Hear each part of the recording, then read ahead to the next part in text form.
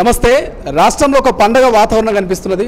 So ఎందుకంటే మీ అందరికీ తెలిసి ఇప్పటికే జూన్ 2 తెలంగాణ ఆవిర్భావ దినోత్సవానికి సంబంధించి కాంగ్రెస్ అధికార పార్టీ సర్వం సిద్ధం చేస్తుంది. ఓవైపు తెలంగాణ ఇచ్చిన తల్లి సోనియమ్మ రాబోతున్నట్టు కూడా కాంగ్రెస్ పార్టీ నాయకులు ముందస్తుగానే సంబరాలకు సిద్ధమవుతున్నారు. సో మరోవైపు ప్రతిపక్షాలు ఇక చిహ్నం మార్పులు కావచ్చు, పాటను వేరే రాష్ట్ర వాళ్ళతో ఎలా మీరు కంపోజ్ చేస్తారు, ఎలా పాడిస్తారు అన్నటువంటి ఒక కాంట్రవర్సీ ఇష్యూను కూడా తెర మీదకి తీసుకొచ్చారు. సో ఇదే అంశం మీద మాట్లాడదాం. కాంగ్రెస్ పార్టీ సీనియర్ నాయకులు బెల్లయ్య నాయక్ గారు ఉన్నారు. సో బెల్లయ్య నాయక్ గారు ఎట్లా చూస్తారు? కేటీఆర్ చార్మినార్ వద్ద కూర్చున్నారు, ఇంకొంతమంది ఏమో కళాతోరణాలు ఏదైతే కాకతీయ కళాతోరణాల వద్ద కూర్చొని నిరసన వ్యక్తం చేశారు. సో లోగోకు వీళ్ళ నిరసన ద్వారానే లోగోకు బ్రేక్ పడింది అనుకోవాలా? ఇప్పుడు కేసీఆర్కు ఆడ కూర్చునే ముందు తనకు అర్హత ఉందా లేదా అని చెక్ చేసుకోవాలి. కేటీఆర్ చార్మినార్ కాడ కూర్చునే అర్హత తనకు ఉంటుందా లేదా అని చెక్ చేసుకోవాలి. 10 సంవత్సరాలుగా జయ జయ తెలంగాణ గీతాన్ని రాష్ట్ర గీతంగా ఎందుకు డిక్లేర్ చేయలే? కారణం ఏంది? ఎందుకు జీవో ఇయ్యలే? ఎందుకు రికార్డ్ చేయించనీయలే? ఎందుకు దాన్ని 10 సంవత్సరాలుగా పాడనీయలే? ఉద్యమాన్ని ఊపినటువంటి పాట, ఉద్యమంలో రాష్ట్రాన్ని తీసుకురావడంలో కీలక పాత్ర పోషించినటువంటి పాట, ప్రతి మీటింగ్లలో పాడుకున్నటువంటి పాట, పాటతోని మొదలైనటువంటి ఉద్యమం. ఆ పాట పాడకుండా సభ జరిగేది కాదు. అటువంటి పాటను 10 సంవత్సరాలుగా చరిత్ర పుట్టలోకి ఎందుకు నెట్టేసిండ్రు? చెత్త బుట్టలో పడేయాలని ఎందుకు ప్రయత్నం చేసిండ్రు? ఎవరు చేసిండ్రు? ఈ 10 సంవత్సరాలుగా మంత్రిగా లేడా కేటీఆర్? ఇవాళ ఏం సిగ్గు తెచ్చుకొని పోయి మాట్లాడుతున్నావు నువ్వు? తెలంగాణ ప్రజలకు క్షమాపణ చెప్పిన తర్వాత నీ ఆబ్జెక్షన్స్ ఏముంటే చెప్పు. నీకు ఆబ్జెక్షన్ చెప్పే నైతిక హక్కు కూడా లేదంటున్నా నేను. టీఆర్ఎస్ పార్టీకి బీఆర్ఎస్గా మార్చుకున్నా కానీ కోల్పోయింది. కాబట్టి కేటీఆర్కి ఏం నైతిక హక్కు ఉందని మాట్లాడతాడు? బెల్లయ్య నాయక్ గారు, గతంలో ఈ లోగోను ఇప్పుడున్న ప్రస్తుతం ఉన్న లోగోను క్రియేట్ చేసినప్పుడు ఎందుకు కాంగ్రెస్ పార్టీ నాయకులు మీరు ఎందుకు వ్యతిరేకించలేరు? అప్పుడు వ్యతిరేకించినాము. ఈ లోగో రాచరికపు పోకడలతో ఉన్నదని బెల్లయ్య నాయక్ చెప్పిండు. నేనే చెప్పినా, నేనే ప్రెస్ మీట్లు పెట్టా, నేనే మాట్లాడినా. కాకతీయ కళాతోరణము చార్మినార్ అనేటటువంటిది రాజుల పాలనకు నిదర్శనాలు. దాని మీద అమరవీరుల స్తూపం పెట్టని చెప్పి అదే రోజు చెప్పినాము. అమరవీరుల స్తూపాన్ని సింబల్గా పెట్టండి అని చెప్పినాము. పైన కేంద్ర ప్రభుత్వం పెట్టుకున్నటువంటి రాజముద్రను పెట్టుకోమని చెప్పినాము. 4 సింహాలను పెట్టి కింద అమరవీరుల స్తూపాన్ని పెట్టమని చెప్పి కోరినాము. ఇవాళ అమరవీరుల స్తూపం అనేది సింబల్ ఆఫ్ తెలంగాణ అవుతుంది, ప్రజాస్వామ్యానికి సింబల్ అవుతుంది, త్యాగానికి సింబల్ అవుతుంది, రాష్ట్రాన్ని తెచ్చుకున్నటువంటి ఒక డెమోక్రటిక్ ప్రాసెస్కు సింబల్ అవుతుంది. నేను అంటున్నా 300 సంవత్సరాల క్రితం పాలించిన రాజుల చిహ్నాలు నేను అంటున్నా. అట్లా అనుకుంటే ప్రతి జిల్లాకు ఒక చిహ్నం ఉంది, ప్రతి గల్లీకో చిహ్నం ఉంది, ప్రతి తాలూకాకు చిహ్నం ఉంది అని తెచ్చి పెడతారా ఏంది? నేను అట్లా సమ్మక్క సారక్కను చంపినటువంటి కాకతుల చిహ్నం మాకు చిహ్నం ఎట్లయితుంది? మాకు ఆదివాసులను చంపినటువంటి దానికి మాకెట్ రిప్రజెంట్ చేయగలుగుతుంది? అది విధ్వంసానికి నిరసన కాదా? ప్రజాస్వామ్యానికి వ్యతిరేకం కాదా? గిరిజన రాజ్యాలు నడుపుకోవడానికి తుంగలో దొక్కడం కాదా? పక్కన బలినటువంటి పేదవాడు బతకకుండా చేసేటటువంటి దానికి సింబల్ కాదా? నేను అంటా ఉన్నాను. అందుకనే చరిత్రలో ఏ రాజు చరిత్ర చూసినా సామాన్యుల జీవన విధానాన్ని విధ్వంసం చేసినటువంటి చరిత్రనే. ఎవరన్నా గొప్పగా ఆ సమానత్వాన్ని కాంక్షించేటటువంటి వాళ్ళు ఉండడం వేరు. నేను అంటున్నాను. అందుకనే ప్రజాస్వామ్య దేశంలో ఉన్నాం మనం. ప్రజాస్వామ్య ప్రక్రియ ద్వారా ప్రాంతంలో ఉమ్మడి ఆంధ్రప్రదేశ్లో తెలంగాణ ప్రాంతం మీద మిగతా ప్రాంతపు దోపిడీ దౌర్జన్యం జరుగుతున్నది. ఈ ప్రాంతం సమానత్వంతో బతకాలంటే ఇది సపరేట్ స్టేట్గా కావాలని కోరుకున్నాం, కొట్లాడినాం, తెచ్చుకున్న తర్వాత ఆ సమానత్వానికి ప్రతిబింబించే సింబల్ ఉండాలి.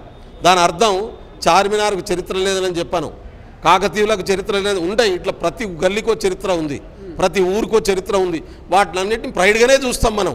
ఆ ప్రైడ్ అంతవరకే పెట్టుకుందాం. నేను అంటున్నా మీ పార్టీ చిహ్నంగా పెట్టుకోరా, అది ఎవడొద్దన్నాడు? కేసీఆర్ పార్టీ చిహ్నంగా పెట్టుకో, చార్మినార్ని పెట్టుకో, కాకతీయ తోరణాన్ని పెట్టుకో, ఎవడొద్దన్నారు? పెట్టుకో. అది ఎందుకు పెట్టుకోలేకపోయినావు నువ్వు? నీ పార్టీ చిహ్నం అయితే వద్దు, కానీ ఇక్కడైతే పెట్టాలి. కాబట్టి ఇప్పుడు తెలంగాణ ఉద్యమంలో బంద్ చేసినాం మేము. ఆంధ్ర వద్దు మాకు, ఆంధ్రప్రదేశ్ నుంచి విడిపోతున్నప్పుడు టీజీ అని రాసినాం అన్ని పలకల మీద, గోడల మీద, ఎక్కడ పడితే అక్కడ. కేసీఆర్ తన రాజకీయ ప్రయోజనాల కోసం టీఆర్ఎస్ పార్టీకి అనుసంధంగా వచ్చేటటువంటి పద్ధతులు, వాళ్ళకి వచ్చేటటువంటి పద్ధతుల్లో టీఎస్ అని పెట్టుకున్నాడు. టీఎస్ ఎడికెళ్ళి పుట్టింది? ఎవరిని అడిగి పెట్టిండు? ఎక్కడ చర్చించిండ్రు?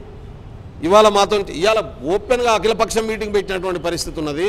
రేపు అసెంబ్లీలో చర్చిస్తామని ముఖ్యమంత్రి గారు చెప్పినటువంటి పరిస్థితి ఉన్నది. ఇంకా ఫైనల్ కాలేదు, దానికి మోడల్స్ వచ్చినాయి, దాన్ని డిస్కస్ జరుగుతున్నదని చెప్పినటువంటి పరిస్థితి ఉంది. మీ ఆబ్జెక్షన్ అయితే అసెంబ్లీకి వచ్చి చెప్పరాదు? చార్మినార్ కాడ పోయి ప్రజలను రెచ్చగొట్టే పని ఎందుకు?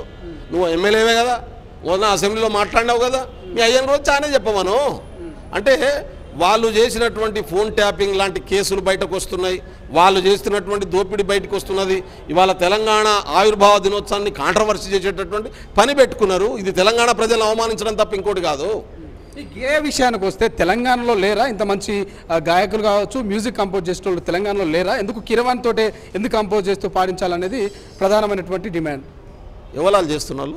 ప్రతిపక్షాలు కేటీఆర్ కావచ్చు, లేకపోతే ఇతర ఉద్యమకారులు. ఈ గేయాన్ని రాష్ట్ర గీతంగా ఎందుకు పెట్టలే కేటీఆర్? ముందు ఆ సమాధానం చెప్పినాక ప్రశ్న అడుగు, దానికి సమాధానం చెప్తున్నాను.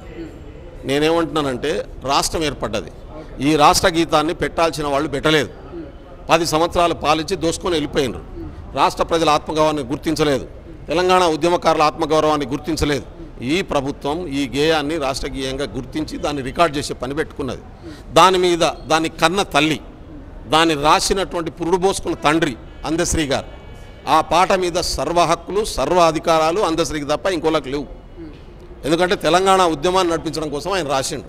ఇది రాష్ట్ర గీతంగా ప్రకటించిన తర్వాత ఆయన ఒపీనియన్ తీసుకొని ఇది రాష్ట్ర గీతంగా మేము పెట్టబోదాం అనుకుంటున్నాం, మీరు దీనికి ఇవ్వాలి ఈ రాష్ట్రానికి అని చెప్పి దానికి ఆయన పెద్ద మనసుతో ఇచ్చిండు. ఆయన ఆ పాటలో నుడికారాలు, ఆ పాటను ఏ స్థాయిలో ఎట్లా పాడితే బాగుంటుంది అనేటటువంటి విషయం బెల్లయ్యనాయక్ కంటే, రేవంత్ రెడ్డి కంటే, కేసీఆర్ కంటే, కేటీఆర్ కంటే అందశ్రీకే బాగా తెలుసు. ఎందుకంటే ఎక్కడ ఏ శబ్దం ఏ పద్ధతిలో పలుకుతే తను ఏ ఉద్దేశంతో ఏ లక్ష్యంతో రాసిండో అది నెరవేరుతుంది అనేది అందశ్రీకి తప్ప ఇంకోలో తెలియదు. అంటే కవి చాలా లోతుగుంటాడు, గాయకుడు చాలా లోతుగుంటాడు. కాబట్టి తను ఏ పద్ధతిలో అది రికార్డ్ చేయిస్తే అది బాగుంటుంది అనేది ఒక చరిత్రలో తలమాణికంగా ఉంటుంది అనేది ఆయన డిసైడ్ చేసిండు. దానికి ఎందుకు మీకు ఆబ్జెక్షను? మీకు ఆబ్జెక్షన్ ఏంది? ఆబ్జెక్షన్ చెప్పే వాళ్ళకి ముందు ఆబ్జెక్షన్ చెప్పే నైతిక హక్కు ఉండాలి ముందుగాల. ఎందుకంటే ఈ 10 సంవత్సరాల గేయాన్ని గుర్తించని రోజు ఒక్కరోజు మాట్లాడలే, వీళ్ళు ఇవ్వడం మాట్లాడలే. పైగా పక్క నుండి నేను అంటున్నాను, కేసీఆర్కి అడ్వైజర్ ఎవరు? దేశపతి శ్రీనివాసే కదా, అడ్వైజర్ పోస్ట్లో ఉన్నావు కదా. ఎందుకు దేశపతి శ్రీనివాస్ ఒక్కరోజు కూడా నువ్వు ఏం అడ్వైజ్ చేయలేదు? ఎందుకు కేసీఆర్ని ఎందుకు అడ్వైజ్ చేయలే? అన్నా మనం చెప్పినాం, మన ఉద్యమాన్ని నడిపించిన పాట మనం దీన్ని రికార్డ్ చేయిద్దాం, ఇది ప్రజలకు ఇద్దాం, మనం రాష్ట్ర ప్రజలకు అందిద్దామనే ప్రయత్నం ఎందుకు చేయలే? ఇవాళేదో సన్నాయి నొక్కులు నొప్పుతున్నారు, దాంట్లో ఏలు వంకరైంది, కాలు వంకరైంది, చెయ్యి వంకరైంది. మేము ఆలోచిస్తున్నది ఒకటే, తెలంగాణ రాష్ట్రాన్ని తెచ్చుకున్నాం. ఈ తెలంగాణ రాష్ట్రంలో ప్రతిదీ ఒక గొప్ప చారిత్రకంగా మలుపుగా తిరగాల్సినటువంటి అవసరం ఉంది. కాబట్టి ఆ కవికి పూర్తి అధికారాలు అప్పచెప్తే దాన్ని ఆయన కీరవాణితో సంగీతం చెప్పిండు. కీరవాణితో ఎందుకు వద్దంటారు మీరు? కారణం ఏంది? కీరవాణితో ఎట్లా కరెక్ట్, దానికి కీరవాణి ఎట్లా ఎలిజిబుల్ కాదో నాకు చెప్పండి మీరు. కీరవాణి ఎట్లా ఎలిజిబుల్ అనేది మీరు చెప్పండి. ఎట్లా ఆయన ప్రపంచ ప్రఖ్యాతి చెందిన సంగీత విద్వాంసుడు, ఎందుకు ఎలిజిబుల్ కాదో చెప్పు. నువ్వు ఎందుకు వద్దంటావు? ఆయన ఎలిజిబుల్ అనేది అందశ్రీ అంటున్నాడు, నువ్వు ఎందుకు వద్దంటున్నావు? కారణం ఏంది? దాని అర్థం తెలంగాణలో కవులు లేరని కాదు, కళాకారులు లేరని కాదు, అందరు ఉన్నారు. కానీ ఆయన కావాలని కోరుకున్నాడు, ఆయన పెట్టుకున్నాడు. నీకేం ఆబ్జెక్షను అని కొంతమంది అంటారు. బెల్లయ్య గారు, కవిగా మీరు అన్నట్టుగా అందశ్రీ పుట్టినటువంటి పాట కావచ్చు, అందశ్రీ కవితం నుంచి ఏదైతే జాలువారినటువంటి కలం నుంచి జాలువారినటువంటి పాట కావచ్చు, కానీ ఇది అందశ్రీ పర్సనల్ పాట కాదు, తెలంగాణ ప్రజలకు సంబంధించినటువంటి పాట. సో దీన్ని ఖచ్చితంగా తెలంగాణ ప్రజల ఒపీనియన్ తీసుకోవాలి, ఎవరితో పాడించాలి ఏందనేది దీని మీద ఒక డిస్కస్ చేయాలనేది కొంతమంది అంటున్నారు. ఎవడాడు అన్నోడు? వారికి ఏం నైతిక హక్కు ఉందో చెప్పమను. అన్నోనికి ముంచినే అడుగుతున్నా.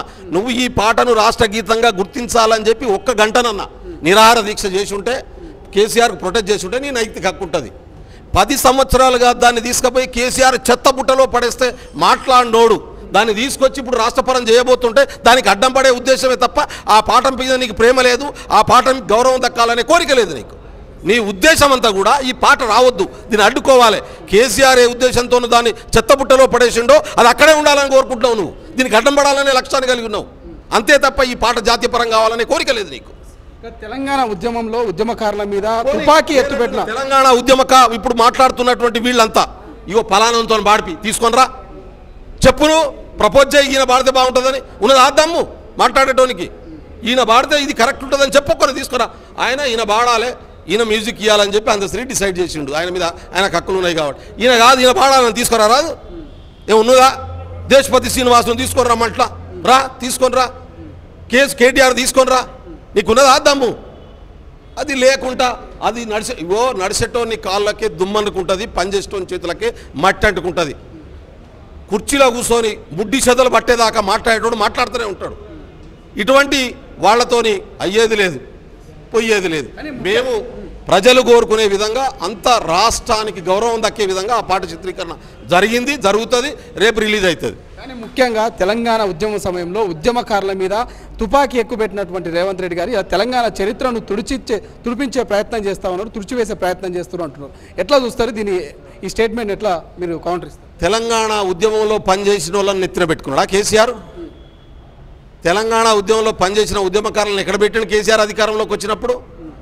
తెలంగాణ ఉద్యమాన్ని వద్దని, తెలంగాణ రాష్ట్రాన్ని ఉద్యమానికి అడ్డంబడి కేసీఆర్ని తీసుకుపోయి జైల్లో పెడతా ఆయన సంగతి చూసుకుంటా కాలు పెట్టని అన్న శ్రీనివాస్ యాదవ్ను తీసుకుపోయి మంత్రి చేయలే నీ పార్టీలో గెలవనోని. అరే మాట్లాడే ముందు నీ ముడ్డెనకాల ఏందో ఉన్నదో చూసుకో అంటున్నా నేను. నీకేం నైతిక ఉందో హక్కు ఉందో చూసుకో, నీకు అన్ని చెదలు పట్టున్నాయి. కానీ రేవంత్ రెడ్డి తెలంగాణ వద్దనిలే, తెలంగాణ కోసం రేవంత్ రెడ్డి అరెస్ట్ అయ్యిండు. మరి దానికి ఏమంటావు? అది కనబడతలేదా? అరెస్ట్ అయింది, కొట్లాడింది కనబడతలేదా? ఆ కొట్లాడ కనబడతలేదా నీకు? నువ్వు కొట్లాడితేనే కొట్లాడినట్ట. కుట్రలు చేసి ఆ రోజు జేఏసీలో ఉన్నటువంటి ఒక్కొక్క పార్టీని పంపించి బీఆర్ఎస్కు మాత్రమే క్రెడిట్ దక్కాలని నీ నీచమైన రాజకీయాలు మాకు తెలవయా? ఎందుకు తెలంగాణ ఉద్యమం వెనక్కిపోయింది? లగడపాటి రాజగోపాల్ని మేము ఘేరావు చేస్తుంటే నాకు సంబంధం లేదని నువ్వు డిక్లేర్ చేయలేదా? మేము ఘేరావు చేసినాం. తెలంగాణ ఆత్మగౌరవాన్ని కాపాడే ప్రయత్నం పెళ్ళైనా చేసినప్పుడు వాళ్ళకి నాకు సంబంధం లేదని ప్రెస్ మీట్ పెట్టి కేసీఆర్ డిక్లేర్ చేసిండా లేదా? రా చర్చకు పెట్టుకుందాం. తెలంగాణ ఉద్యమంలో మీరు చేసిన కుట్రలు కుతంత్రాలు, 1200 మంది చనిపోవడానికి మీరు చేసినటువంటి ఎత్తుగళ్ళు, లాస్ట్కు ఆస్తులు ధ్వంసం చేయడం కోసం మీరు చేసినటువంటి కుట్రలు, ట్యాంక్ బండి మీద విగ్రహాలు పలగొట్టడం కోసం మీరు చేసినటువంటి కుట్రలు అన్నీ బయట పెడతారు. రా మాట్లాడుకుందాం. నేను బయట పెట్టడానికి సిద్ధంగా ఉన్నా. ఎవరెవరు చేసినో దీని వెనకాల దమ్మునదా కేసీఆర్కు, దమ్మునదా కేటీఆర్కు, దమ్మునదా హరీష్ రావుకు వచ్చి మాట్లాడడానికి? కాబట్టి తెలంగాణ ఉద్యమాన్ని మీ రాజకీయ అవసరాల కోసం వాడుకున్నటువంటి దొంగలు మీరు, మీ ఆర్థిక అవసరాల కోసం వాడుకున్నటువంటి దొంగలు మీరు. మీకు ఏ రకమైనటువంటి నైతిక హక్కు లేదు. తెలంగాణ రాష్ట్రం 14 సంవత్సరాలు వెనక్కిపోవడానికి కారణం మీరు. తెలంగాణను పోరాటం ద్వారా సాధించుకుంటామంటే వద్దు 100 సీట్లు కావాలి, 17 మంది ఎమ్మెల్యేలు వస్తేనే తెలంగాణ వస్తుందని తప్పుడు లైన్ తీసుకున్న మూర్ఖులు మీరు. వాస్తవం కాదా ఇది? పార్లమెంట్లో కన్విన్స్ చేసి నువ్వు తెలంగాణ తెచ్చినవా? పోరాటానికి కేంద్రం కన్విన్స్ అయింది, సోనియా గాంధీ కన్విన్స్ అయింది కాబట్టి రాష్ట్రం వచ్చింది. ఒక్కరోజు పార్లమెంట్లో మాట్లాడినావా? నువ్వు 16 నెలలు మంత్రికి ఉన్నావు. ఎన్ని గంట 16 నిమిషాలు కూర్చున్నావు పార్లమెంట్లో? 3 నిమిషాలు మాట్లాడలే నువ్వు. ఏ పార్లమెంట్ సెషన్కి అర్థమైనావు? కేంద్ర మంత్రిగా నువ్వు ఎన్ని పార్లమెంట్ క్యాబినెట్ మీటింగ్లకు అటెండ్ అయినావు లెక్క కావాలా? నువ్వు పార్లమెంట్లో కేటీఆర్ కూర్చొని మాట్లాడింది చెప్పమంటావా? ఆ రోజు మీతో నరేంద్ర ఎన్ని నిమిషాలు మాట్లాడిందో చెప్పమంటావా? కాబట్టి దమ్ముంటే చర్చకు రండి. తెలంగాణ ఉద్యమం వెనకాల మీరు చేసిన కుట్రలు కుతంత్రాలు, మీరు సంపాదించుకున్నటువంటి ఆస్తులు, మీరు చేసినటువంటి అన్యాయాలు అన్ని బయటకు వస్తాయి. కేసీఆర్ గారికి ఆహ్వానం పంపించారు, వస్తారనే నమ్మకం ఉన్నదా? వస్తే ఎట్లా ఉండబోతుంది? రాష్ట్ర ప్రభుత్వం ఈ తెలంగాణ రాష్ట్రం కోసం పనిచేసిన ప్రతి ఒక్కరిని ఈ రాష్ట్రం సిద్ధించుకున్న తర్వాత అందరినీ గౌరవించాలనుకుంటుంది. కేసీఆర్ కుట్రలు చేసిన, కుతంత్రాలు చేసిన, తప్పులు చేసిన తెలంగాణ ఉద్యమంలో ఆయన పాత్ర ఉంది. ఆయన పాత్రను గౌరవిస్తున్నాం మేము. ఆ పాత్ర ప్రకారం పనిచేసిన వాళ్ళందరినీ పిలుస్తున్నాం. పైగా ఈ రాష్ట్రంలో ప్రతిపక్ష నాయకుడు ఆయన. ప్రతిపక్ష నాయకుడికి మర్యాదగా పిలవడం అనేది ఒక సంస్కారం, ఒక బాధ్యత. ఆ బాధ్యతను మా ముఖ్యమంత్రి చాలా హుందాగా నిర్వర్తించిండు.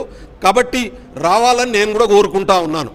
కేసీఆర్ గారు వచ్చి తన హుందాతనాన్ని కాపాడుకోవాలి. ఇప్పటికీ అహంకారం దిగలే. ఇప్పటికేం మాట్లాడుతున్నారు? ప్రజలు నాకు ఓటేయకుండా తప్పు చేసినరు అని ప్రజలనే ఇంకా తప్పు పడుతున్నారు.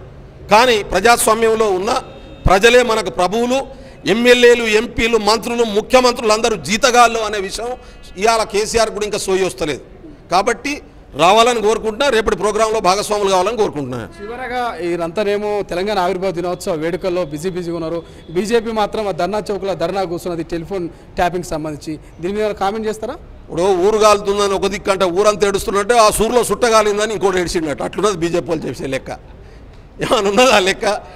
రాష్ట్రం సిద్ధించింది. ఈ రాష్ట్ర ఏర్పాటులో బీజేపీ పార్టీ పాత్ర కూడా ఉంది. సుష్మా స్వరాజ్ గారు ఆ రోజు సహకరించిండ్రు. మేము బిల్లు పెడితే వాళ్ళు కూడా కోఆపరేట్ చేసిండ్రు. ఇంత పెద్ద సెలబ్రేషన్లో భాగస్వాములు కావాల్సినటువంటి సందర్భంలో మనం ఎల్లుండి పెట్టుకున్నాం. ఏంది 5వ తారీఖు నాడు ఒక రోజు లేట్ పెట్టుకోండి. ఎందుకే అంత తొందర? నాకు అర్థం కాదు. ఈ 1 గంటలో ఏమైనా టైప్ మారిపోతాయా? ఏమైనా కేసీఆర్ ప్రభుత్వం లేకుంటే మోడీ ప్రభుత్వం అంత దాసేయనికి? అట్లుండదు.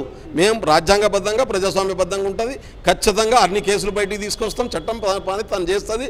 లా it takes its own course. బీజేపీలకు ఏం కన్ఫ్యూజన్ వద్దు. Thank you so much. ఇది ఉద్యమ నాయకులు, కాంగ్రెస్ పార్టీ సీనియర్ నాయకులు బెల్లయ్య నాయక్ ఒక క్లారిటీ ఇచ్చే ప్రయత్నం చేశారు. సో మాజీ ముఖ్యమంత్రి, ప్రతిపక్ష నాయకులు, ఉద్యమకారులు ఆయన పాత్ర ఉంది కాబట్టి సో ఆయనను సాధారణంగా ఆహ్వానిస్తున్నాం. సో ఆయన వచ్చి ఆయన హుందాతనాన్ని నిలబెట్టుకుంటారనేటువంటి కోరుకుంటా ఉన్నామంటూ కూడా ఇక లోగో మీద, ఆ పాట మీద ఉన్నటువంటి ఆ వివాదానికి సంబంధించి కొంత క్లారిటీ ఇచ్చే ప్రయత్నం అయితే చేశారు. సో చూద్దాం ఏం జరగబోతున్నది. కెమెరా పర్సన్ అజయ్తో శ్రీశైలం, తొలి వెలుగు, హైదరాబాద్. అసలైన తొలి వెలుగు. ఫాలో వాట్సాప్ @తొలి వెలుగు official.